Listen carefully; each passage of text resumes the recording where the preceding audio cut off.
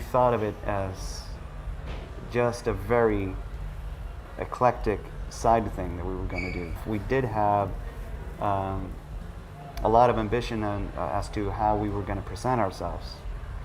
So what ended up happening almost immediately after we started sort of sketching up what do we see? Well, there should be a church, and it should be, the guys in the band should be monks, and should be a priest singing, or a pope maybe. Yes. Yeah, I'm a pope. Yeah. Maybe you should have a skull paint. You should look like that, the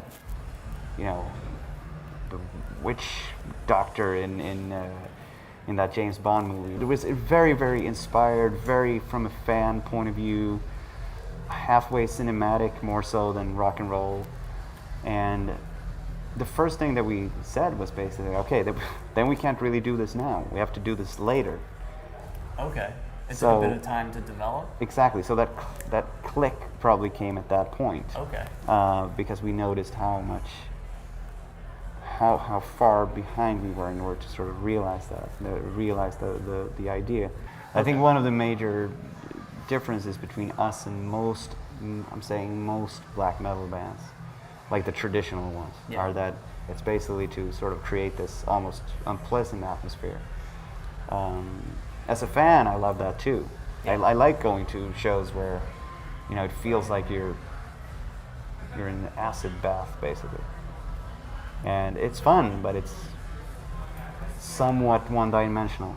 So that was not what we wanted to create ourselves. We wanted it to be more like the scope of emotions was supposed to be almost like a divine force that sort of gets that sort of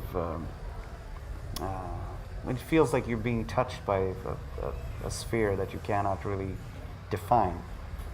And to have a divine religious moment, but a joyous and a sort of a euphoric one rather than a guilty and condemning one. When you're on stage, I'm sure that feeling is immense.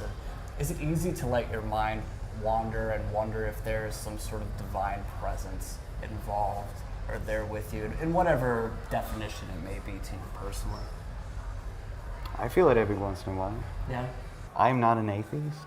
Okay. Intellectually, obviously my intellect tells me one thing, but I want there to be something, so I choose not to completely follow my intellect when it comes to the idea of a bigger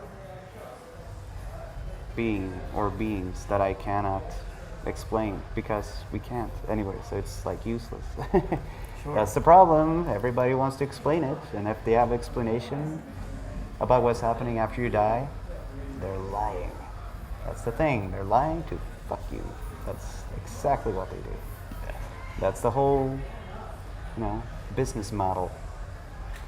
But I'd like to think, and I hope that there is a bigger thing. And I think I tap into it.